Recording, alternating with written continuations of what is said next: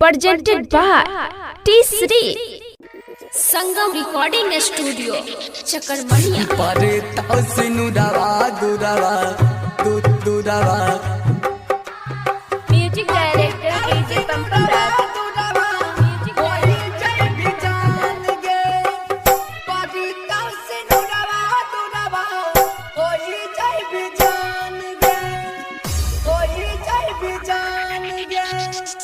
कोई जय बितूता है गजान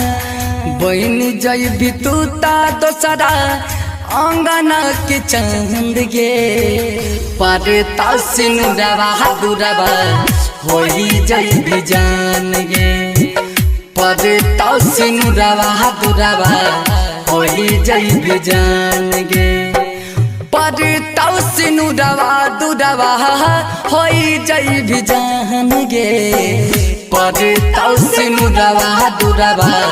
होई जय बिजान गे परे तासिन रवा दुरवा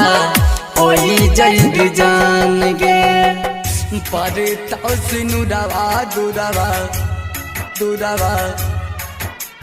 DJ Pampam Raj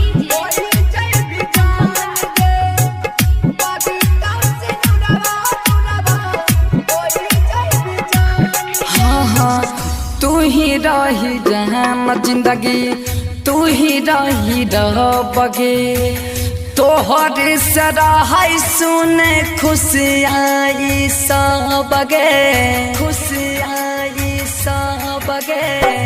तू ही रही रहम जिंदगी तू ही रही रहबगे तोहरे सराहाई सुने खुशी आई सबगे खुशियाँ सब गे बाबू सोना सुने खातिर गे जान बाबू सोना सुने खातिर तर सै कान गे परे तासिन रवा दुरवा होई जय बिजान गे परे तासिन रवा दुरवा होई जय बिजान गे परे तासिन रवा दुरवा होई जय बिजान गे परे तासिन रवा दुरवा होई जय बिजान गे परे तासिन रवा दुरवा होई जय बिजान गे परे तासिन रवा दुरवा DJ Pampam Raj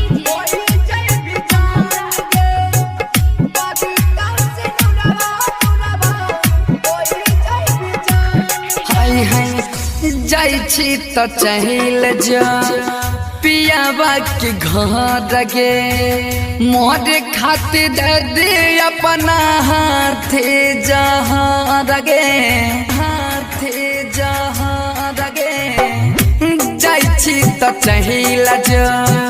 पियाबा के घर गे मोरे खातिर दे अपना हाथे जहाँ गे जहाँ रगे डीजे पम चंदन गे जान रूपेश राना कहौ सागर सुमन गे परे तासिन रवा दुरवा होई जय बिजान गे परे तासिन रवा दुरवा होई जय बिजान गे परे तासिन रवा दुरवा होई जय बिजान गे परे तासिन रवा दुरवा होई जय बिजान गे परे तासिन रवा दुरवा होई जय बिजान गे Sangam Recording Studio Chakarmania